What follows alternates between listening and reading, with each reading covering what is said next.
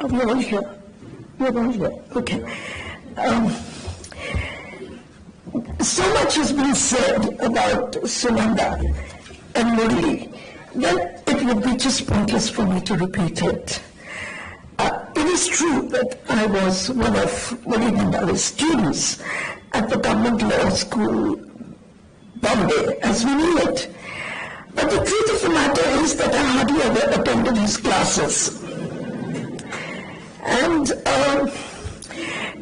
I think that's partly the reason why he was so fond of me, because I would enter the classroom late, and even though I say it myself, I was young and beautiful, and he was totally distracted. So I think that's part of the reason why he had a lifelong affection for me, as I did for him. But it is also true that I knew him as a member of the Indian National Congress. I also occasionally visited him at the office of the Indian National Congress, which was situated at what we in Bombay call the August Kranti Maidan. And it is also true that I was aware of the legacy which he carried with him as a lawyer, as an activist, and as somebody who was working for the trade union movement as well, as was his father-in-law, Mr. Gokhale, the late Mr. Gokhale. And since I was also working in the labor courts arguing cases on behalf of the working class, obviously we had a bond which went beyond the classroom, government law classroom. But let me come back to the classroom. And I was thrown out of government law college for want of attendance. And it was Murli Bhandare who took a fight with the principal of the college and said, "Don't throw this girl out." But the principal insisted. He said, "No, she just reads the rules, and we can't have her in this college." So obviously, I promptly went and joined Siddharth Law College, which was founded by Dr. Ambedkar. And lo and behold, when the results of the exams were declared, I got a first class.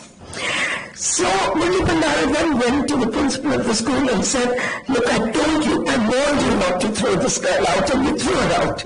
And what have you done? You've lost a first class for your college," because that year nobody in government law college got a first class. So I would like to say that all learning in law happens outside the law college. So, and history has repeatedly proved this.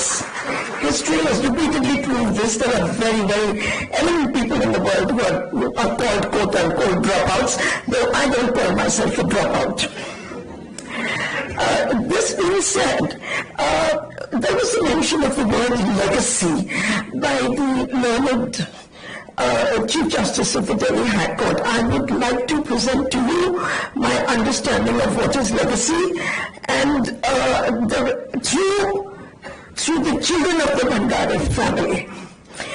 So, the young lady who has been anchoring this program, Shreya Sandal, sitting here right in front of you, what is it that triggered her to go to court and get the now famous Shreya Sandal judgment?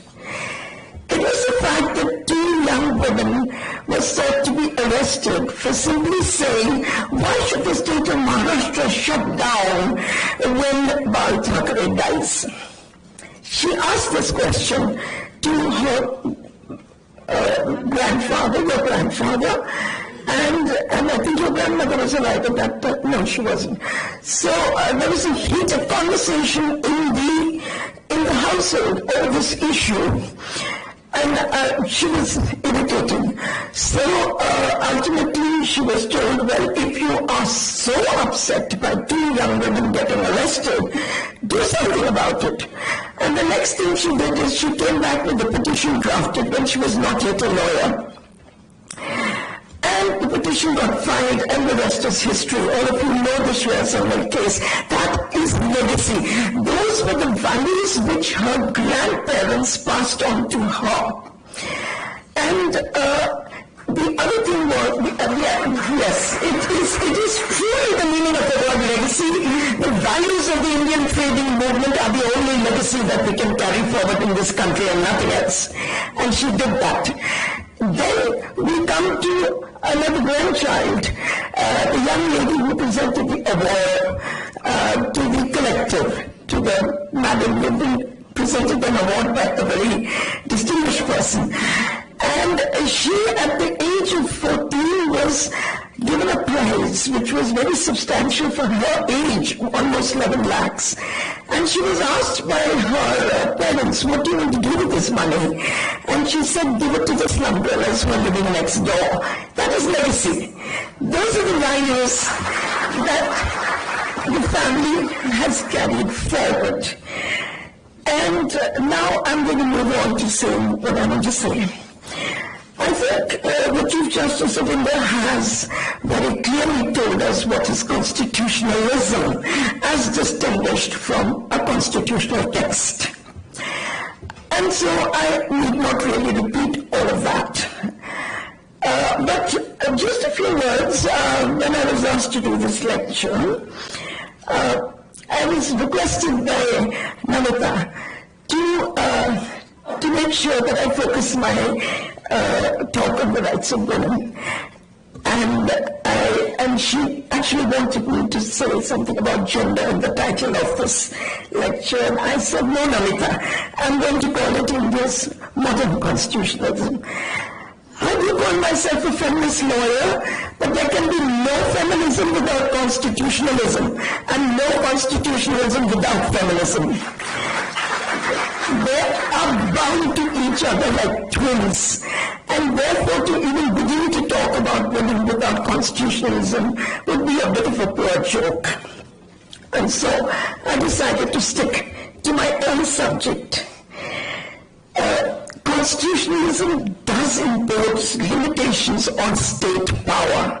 That's what it really is. It is dealing with its citizens, endow them with fundamental rights, which the state cannot violate. Today, we notice that there is a demand to put an end to constitutionalism. And the demand, in no uncertain terms, is, why do we need codification? Somehow the debate is revolving around the issue of codification. And the demand is, why have a code? Custom, practice, usage is enough.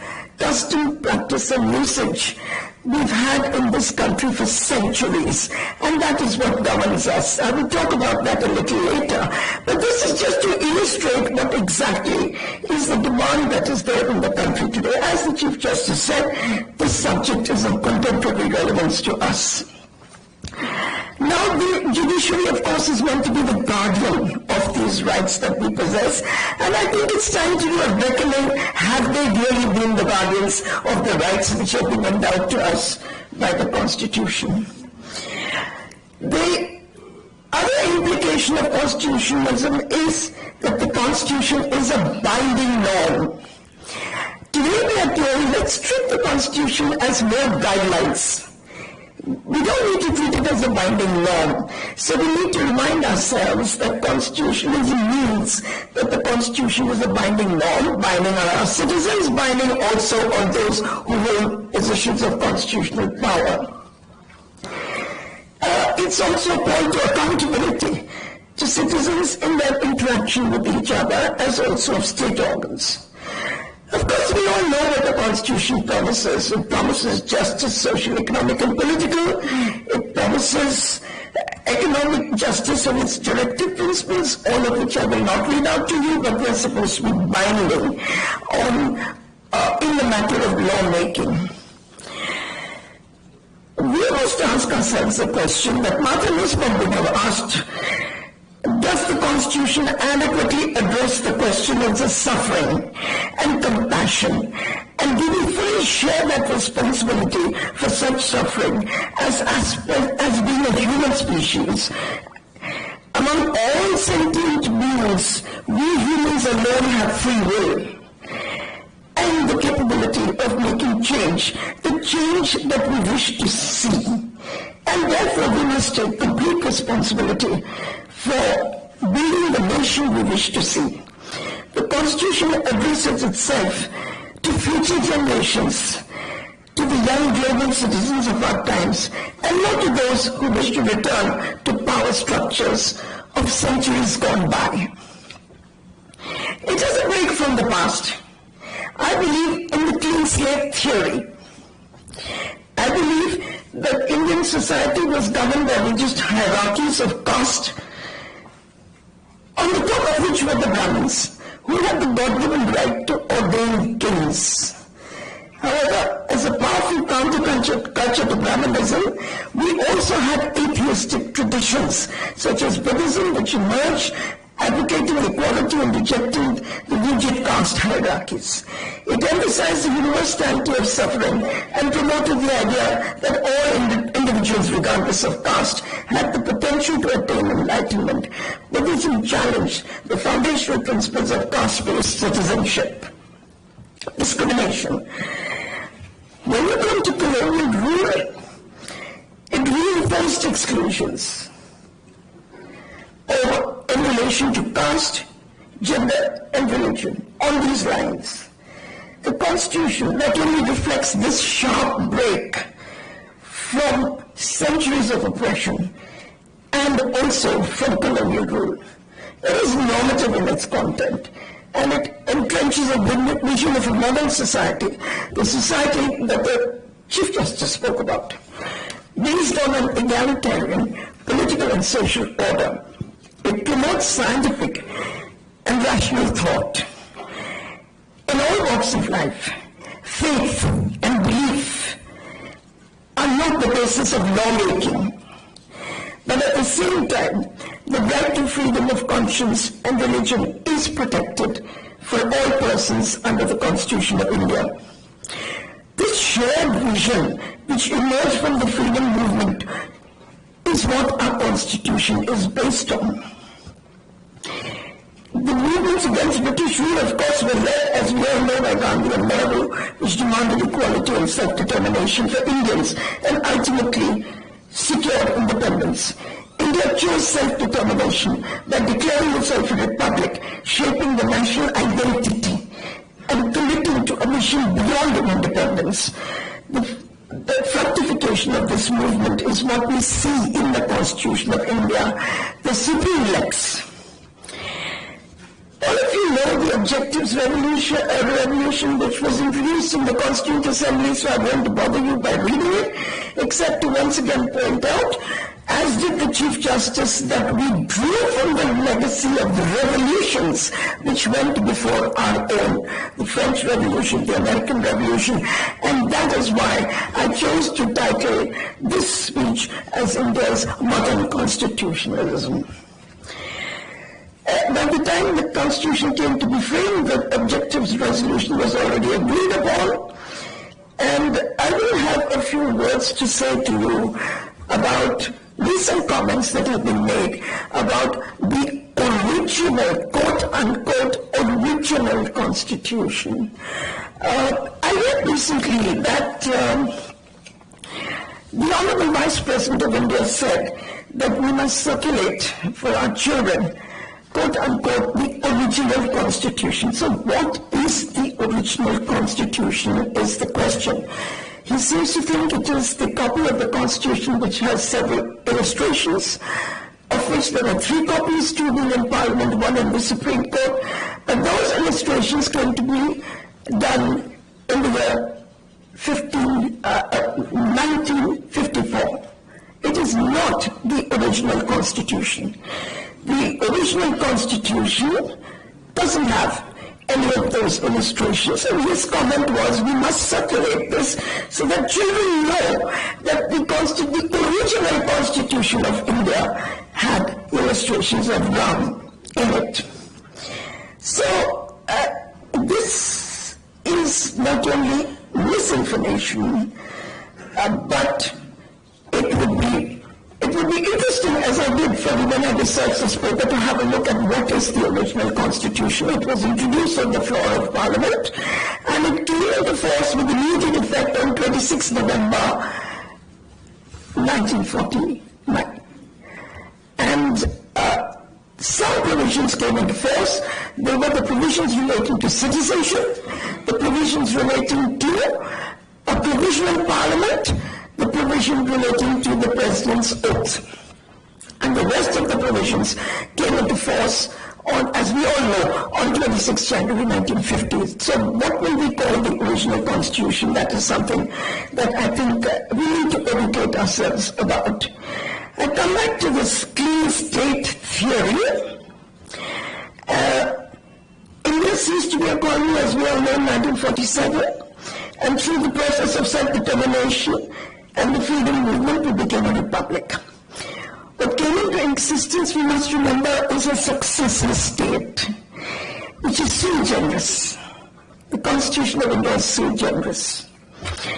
And as I will inform you later, I would like to mention a little later, that no successor state is bound by the laws of the previous state.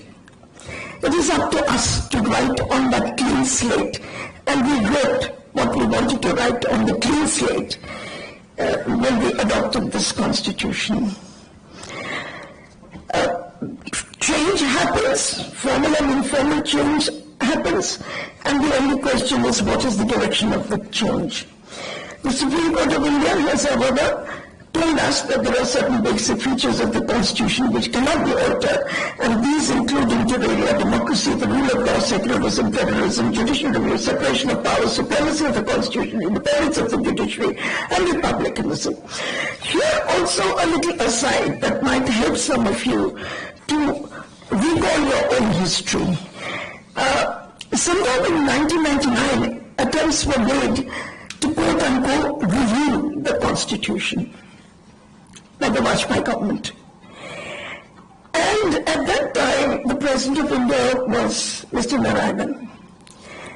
And he was given, of course, a speech to read, which had the words, "My government will review the Constitution." Close quote. And in conformity with constitutional convention and norms, the President Narayanan read out that speech as it was given to him. A few days later, he himself, while speaking at the 50th anniversary of the Constitution, said that he could not understand what was meant by the word review the Constitution. And instead, he pointed attention, he quoted Dr. Rajendra Prasad, the first President of India, who said we must find out not whether the Constitution has let us down, but whether we let the Constitution down. And taking note of his comments, the terms of the then government of the day, led by PM Vajpayee, decided not to go for a review of the Constitution, but instead, if you read the notification that set up the Venkatacharya Committee, you will find that it says the Commission is to review the functioning of the Constitution, not to review the Constitution. And through that means, by that one speech, Dr. Narayan put a halt to the process of throwing the Constitution out of the window. So again, I think those who are in positions of power today need to be reminded of their own history, so to say. The Constitution, of course, apart from guaranteeing fraternity, equality, liberty, also rejects the notion that the end justifies the means. That is something India's Constitution does not believe in. And this is entrenched in Article 21 of the Constitution of India, which says, no person shall be deprived of life or liberty, save and except according to procedure established by law. So that procedure established by law is the means to the end, which is supposedly to be received.